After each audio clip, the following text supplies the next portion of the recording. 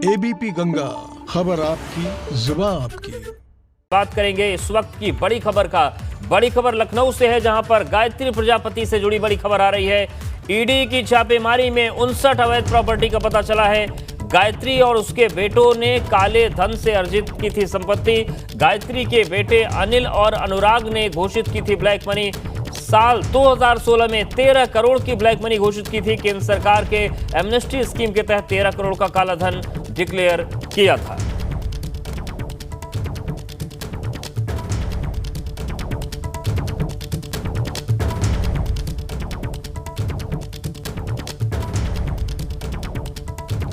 तो गायत्री और उसके बेटों ने काले धन से अर्जित की थी संपत्ति। और बड़ी खबर यह है कि ईडी ने छापेमारी शुरू कर दी है। ईडी की छापेमारी में 59 अवैध प्रॉपर्टी का पता चला है। गायत्री और उसके बेटों ने काले धन से अर्जित की थी संपत्ति। गायत्री के बेटे अनिल और अनुराग ने घोषित की थी ब्लैक मनी। साल 2016 में 13 करोड़ की ब्लैक मनी घोषित की थी और केंद्र सरकार के एमनेस्टी स्कीम के तहत 13 करोड़ का काला धन डिक्लेयर किया था।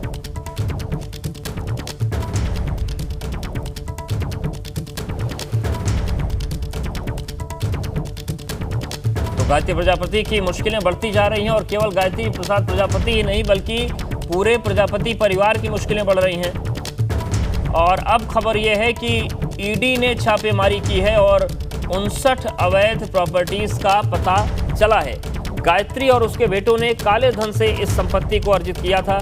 गायत्री के बेटे अनिल और अनुराग ने हालांकि ब्लैक मनी घोषित की थी। साल 2016 में 13 करोड़ की ब्लैक मनी घोषित की थी। केंद्र सरकार के एमनेस्टी स्कीम के तहत 13 करोड़ का काला धन डिक्लेयर किया था।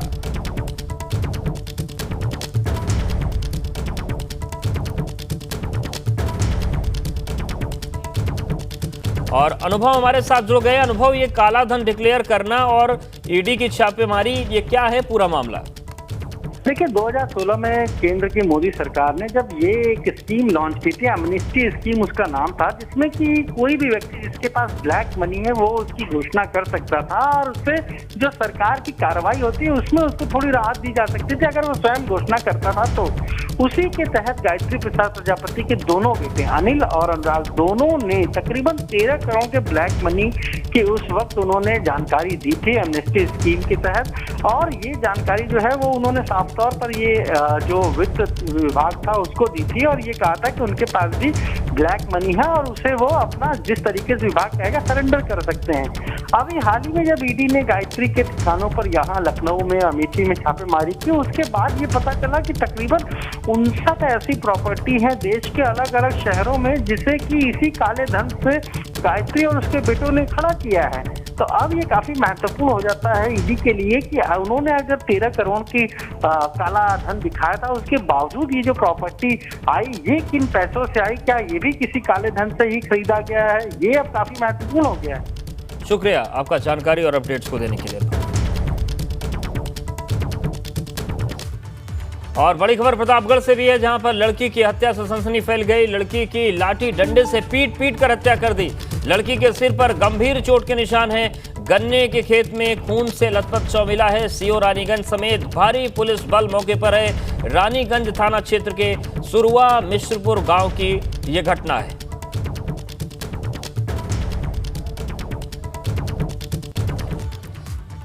और बड़ी खबर आगरा से भी है, जहां पर भारतीय किसान यूनियन के जिला अध्यक्ष राजवीर के घर पहुंची है पुलिस। ट्रैक्टर मार्च निकालने से पुलिस ने पूरी तरीके से रोका है। राजवीर लवानिया का घर पुलिस ने बंद कर दिया है। किसानों के साथ ट्रैक्टर लेकर दिल्ली जाने पर ये अड़े हुए थे, लेकिन इनको हाउस अरेस्ट किया गया है। भारतीय किसान यूनियन के जिला अध्यक्ष राजवीर के घर पर पुलिस पहुंची है और ट्रैक्टर मार्च निकालने पर पूरी तरीके से रोक लगाई गई है। राजवीर लवानिया का घर पुलिस ने बंद कर दिया है और किसानों के साथ ट्रैक्टर लेकर दिल्ली जाने पर अड़े थे, लेकिन पुलिस ने इन्हें घर में ही हाउस अरेस्ट कर दिया है।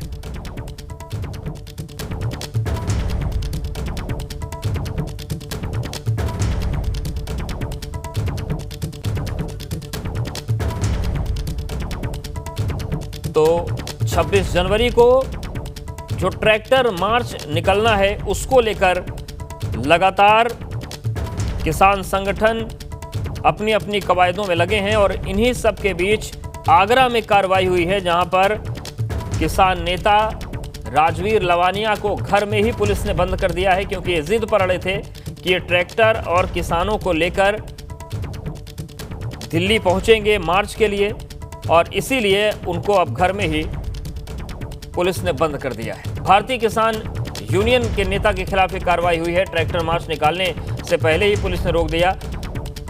आगरा में भारतीय किसान यूनियन के जिला अध्यक्ष हैं राजवीर लवानिया, जिनके घर पुलिस पहुंची है और ट्रैक्टर मार्च निकालने से पुलिस ने पूरी तरह से रोका है। राजवीर लवानिया का घर पुलिस ने बंद कर दिया है। किसानों के साथ ट्रैक्टर लेकर दिल्ली जाने पर अड़े थे। और 26 जनवरी को दिल्ली में परेड की तैयारियों के बीच किसानों ने मोर्चाबंदी तेज कर दी है। अमरोहा से किसान भारी संख्या में दिल्ली परेड में शामिल होने के लिए रवाना हो गए हैं। 250 ट्रैक्टर से हजारों की संख्या में किसान दिल्ली जा रहे हैं। ट्रैक्टर पर तिरंगा झंडा और गन्ने लगाकर किसान चल रहे हैं। किसान अपने साथ भारी तादाद में राशन भी ला रहे हैं।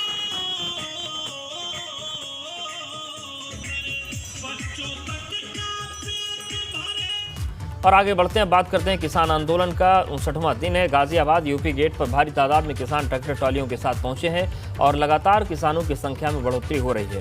किसान 26 जनवरी की तैयारी में लग गए हैं। किसानों ने साफ तौर पर कहा है कि कानून वापसी तभी जब घर वापसी और दिल्ली में हम जाएंगे और ट्रैक्टर मार्च निकालेंगे। किसान आंदोलन को आज पूरे 59 दिन हो गए हैं और लगातार किसान दिल्ली गाजीपुर बॉर्डर पर डटे हुए हैं। हम आपको सबसे पहले आज सुबह की तस्वीरें दिखाते हैं कि किस तरीके से जो किसान हैं यहाँ पर पहुँचे हैं। काफ़ी ट्रैक्टर यहाँ पर पहुँचे हैं और अब किसानों का कहना है कि 26 जनवरी की परेड की तैयारी है, यानी कि दिल्ली जाने की तैयारी है और दिल्ली जाने के लिए भारी तादाद में जो किसान हैं यहाँ पर पहुँच रहे हैं। बहुत सारे लोग यहाँ पर हैं, किसान यहाँ पर, इनसे बात करते हैं। सबसे पहले आप बताइए, आप कहाँ से पहुँचे हैं? हम लोग उड़ीसा से पहुंचे हुए हैं, अक्षय कुमार के नेतृत्व में। उड़ीसा से आप लोग आए हैं? कितने लोग आप पहुँचे हैं? 500 लोग। क्या सोच के पहुँचे हैं? कि ये 3 काला कानून जैसे रद्द हो, इस वजह से हम लोग उड़ीसा से भी आए हुए हैं। देखिए, कई प्रदेशों के किसान अब यहाँ पर देखे जा सकते हैं। वहीं दूसरी तरफ हम यहाँ आज सुबह की आपको तस्वीर दिखा रहे हैं कि किस तरीके से यहाँ पर लगातार ट्रैक्टर ट्रॉली यहाँ दोनों तरफ लगी हुई हैं। यह वह सड़क है जो अब तक सुचारू रूप से चालू थी और अब यहाँ पर सिर्फ और सिर्फ ट्रैक्टर ट्रॉली देखी जा सकती है। आइए कुछ किसानों से बात करते हैं कि ये किसान कहाँ से आए हैं। जी आप बताइए, आपका नाम क्या है और आप कहाँ से पहुँचे हैं और अगली रणनीति क्या होगी अब? हम जिला बिजनौर से आए हैं, राजवीर सिंह हमारा नाम है और हम जो हैं 26 जनवरी के लिए आए हैं भैया, और वहाँ अपना तिरंगा फहराएंगे अपना। 26 जनवरी में जाके रहेंगे आप दिल्ली? जाकर रहेंगे, डट के जाएंगे, छाती ठोक कर जाएंगे। लगातार किसानों में जो जोश है वह देखा जा सकता है। पहले दिन से ही हम यहाँ पर मौजूद हैं और लगातार हम दर्शकों को तस्वीरें दिखा रहे हैं, अपने दर्शकों को तस्वीरें दिखा रहे हैं कि किस तरीके से जो किसान है यहाँ पर दिल्ली गाजीपुर पर बॉर्डर पर डटा हुआ है। ये तस्वीरें बयां कर रही हैं कि जो किसानों की तादाद है यहाँ पर काफ़ी बढ़ती जा रही है और अब किसानों का साफ तौर पे कहना है कि 26 जनवरी की तैयारी है। किसानों का ये भी कहना है कि जब तक बिल वापसी नहीं तब तक घर वापसी नहीं।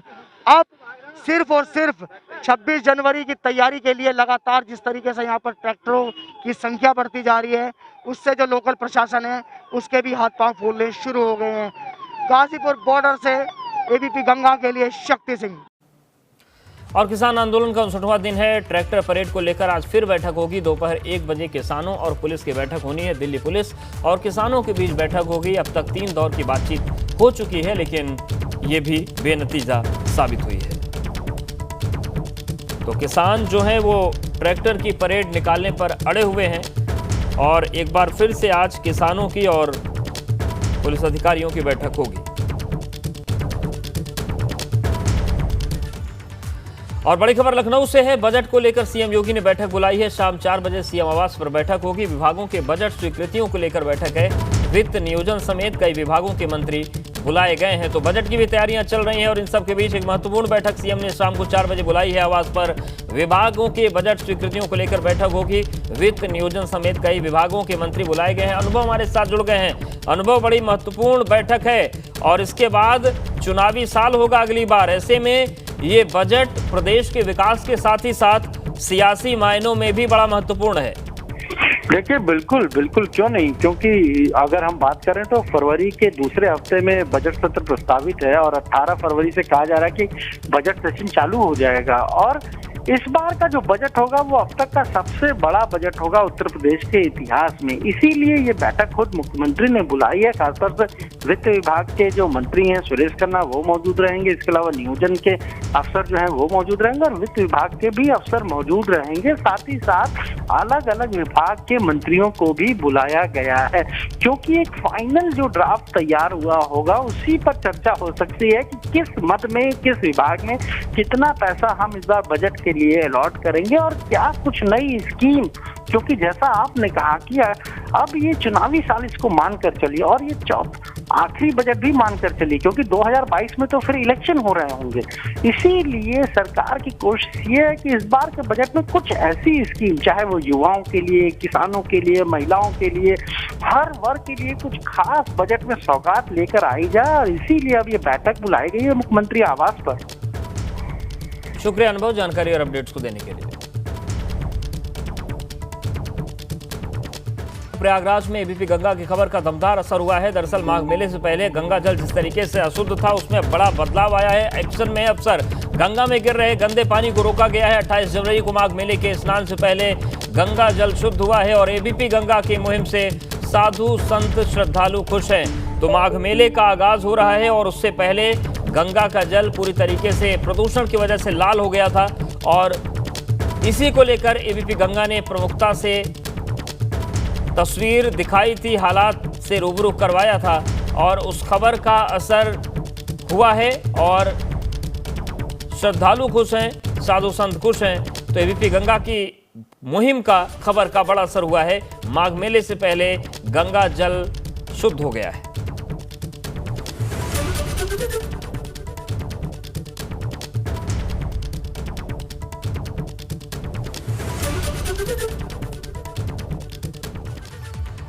तो चलिए अब आपको एबीपी गंगा की ग्राउंड रिपोर्ट दिखाते हैं कि मुहिम के असर के बाद वहां पर कैसी तस्वीर है। संगम नगरी प्रयागराज में आपके अपने चैनल एबीपी गंगा की खबर का बड़ा असर हुआ है। प्रयागराज में इन दिनों संगम की रेती पर माघ का मेला लगा हुआ है। तकरीबन 2 महीने तक चलने वाले इस माघ मेले में करोड़ों श्रद्धालुओं के आने की उम्मीद जताई जा रही है। 14 जनवरी को मकर संक्रांति से पहले हमने ये खबर दिखाई थी कि माघ मेले में जो गंगा जल आ रहा है वो काफ़ी प्रदूषित है, उसका रंग काला है। इसकी वजह से साधु संतों से लेकर जो आम श्रद्धालु हैं काफ़ी नाराज़ हैं। तमाम श्रद्धालु ऐसे थे जो बिना स्नान किए हुए ही सिर्फ प्रणाम करके, आचमन करके वापस चले जा रहे थे। जो प्रदूषण नियंत्रण बोर्ड था उसकी टीम ने खुद ये माना था कि यहाँ जो पानी आ रहा है वो स्नान करने लायक तो है लेकिन पीने और आचमन करने लायक नहीं है। तो हमारी इस खबर पर पीएमओ ने संज्ञान लिया था। उत्तर प्रदेश सरकार ने जांच कर कार्रवाई किए जाने की बात की थी। 10 दिनों का वक्त बीत जाने के बाद एबीपी गंगा चैनल आज फिर से माघ मेले में संगम तट पर मौजूद है। हम ग्राउंड जीरो पर इसकी रियलिटी आपको दिखा रहे हैं और हम साफ तौर पर कह सकते हैं कि 10 दिनों पहले हमने जो रिपोर्ट दिखाई थी उसका बड़ा असर साफ तौर पर देखने को मिल रहा है। गंगा जल की सूरत ना सिर्फ बदली हुई है, उसका रंग बदल गया है, प्रवाह काफ़ी तेज हो गया है। हमें घाटों पर और जो गंगा में जो प्रवाह के साथ गंदगी आ रही थी वो अब नज़र नहीं आ रही है। मौनी बाबा ये बताइए कि 10 दिन पहले क्या स्थिति आपने देखी थी, आज किस तरह का बदलाव है? आज माँ गंगा को देख करके मुझे अत्यंत संतोष हो रहा है। आपके चैनल के ऐतिहासिक कदम ने हमको निर्मल गंगा, पावन गंगा का वह जल दे दिया है जिसको लेकर के करोड़ों श्रद्धालुओं के मन का जो विश्वास था उसे बड़ा बल प्राप्त हुआ है। यह निश्चित रूप से एक ऐतिहासिक संकल्प था जो आपके माध्यम से सरकार तक गया है, उसमें परिवर्तन हुआ है। हमें लगता है कि इसी संकल्प की वो अवधारणा है कि जो आज पावन गंगा का हमने पूजन किया है, जलपान किया है और अर्घ्य दिया है और अब जो करोड़ों लोग माँ गंगा की गोद में आ रहे हैं उन्हें सुंदर जल प्राप्त होगा। पूजन करेंगे, वो स्नान करेंगे, अपने पितरों को तर्पण करेंगे, भगवान महाकाल का पूजन करेंगे, अभिषेक करेंगे और जो पावन गंगा दिलाने का आपने काम किया इसके लिए आपके चैनल को साधुवाद है और आप ऐसे ही सुंदर सुंदर खबर देश को देते रहें। मौनी बाबा, हमने अपनी जिम्मेदारी निभाई, अपने हमारी जो ड्यूटी थी लोगों को जागरूक करने की, सरकार को जागरूक करने की, उसकी आंख खोलने की, हमने उस ड्यूटी को निभाया और उसका ये असर है कि आज गंगा जल की हालत में काफ़ी हद तक बदलाव हो चुका है। साधु संत खुश हैं, श्रद्धालु खुश हैं और देश के कोने कोने से जो श्रद्धालु आ रहे हैं वो खुले मन से गंगा मैया में आस्था की डुबकी लगा रहे हैं। कैमरामैन रोहित श्रीवास्तव के साथ मोहम्मद मोइन, एबीपी गंगा, प्रयागराज। तो साधु संत खुश हैं, श्रद्धालु खुश हैं, लेकिन एबीपी गंगा ने सिर्फ दावों पर यकीन न कर खुद गंगाजल को चेक किया। संवाददाता मोहम्मद मोइन ने संगम पर गंगाजल का आचमन किया और इस बदलाव के साक्षी बने। प्रयागराज के माघ मेले में इस वक्त हम मौजूद हैं संगम तट पर। ठीक 10 दिन पहले हमने संगम के इसी तट से आपको गंगा जल की हालत दिखाई थी। हमने दिखाया था कि माघ मेले में जो पानी आ रहा है, जो गंगा जल आ रहा है, वो किस कदर प्रदूषित है, काला है और जिससे साधु संतों में नाराजगी है। लेकिन 10 दिनों के बाद हालात काफ़ी हद तक बदल गए हैं। अब यहाँ जो पानी आ रहा है वो पहले के मुकाबले काफ़ी कम प्रदूषित है और ये देख सकते हैं आप, हमने जो हाथ में पानी लिया है वो कतई गंदा नहीं है और इतना साफ ज़रूर हो गया है कि हम उसे पी सकते हैं। और ये बदलाव हुआ है आपके अपने चैनल एबीपी गंगा की वजह से। हमने जो खबर दिखाई थी उसका पीएमओ ने संज्ञान लिया था, उत्तर प्रदेश सरकार ने संज्ञान लिया था और 10 दिनों में ही गंगा जल की सूरत काफ़ी हद तक बदल चुकी है। और एबीपी गंगा की मुहिम से श्रद्धालु भी खुश हैं, क्योंकि एबीपी गंगा ने इस मामले को पीएमओ और यूपी सरकार के संज्ञान में लाया, जिसका नतीजा अब आपके सामने है। जो श्रद्धालु पहले गंगा का आचमन करने के बजाय दूर से ही प्रणाम करके लौट जा रहे थे, अब वो खुश हैं।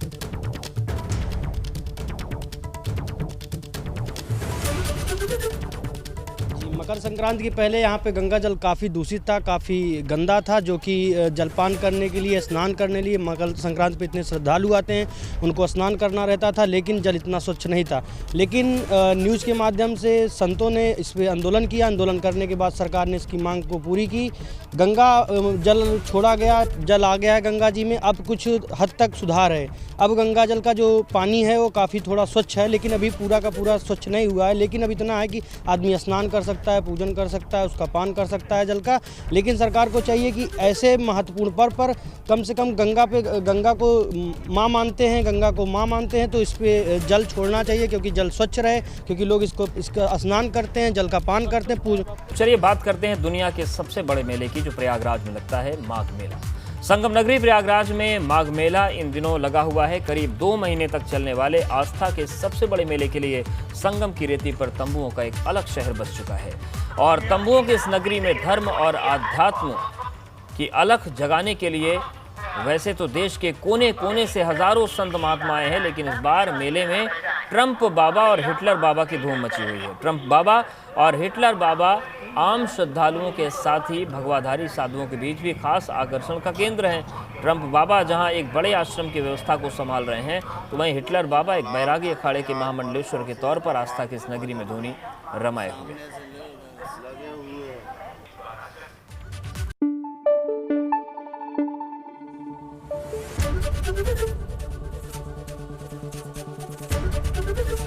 एबीपी गंगा, खबर आपकी, जुबान आपकी।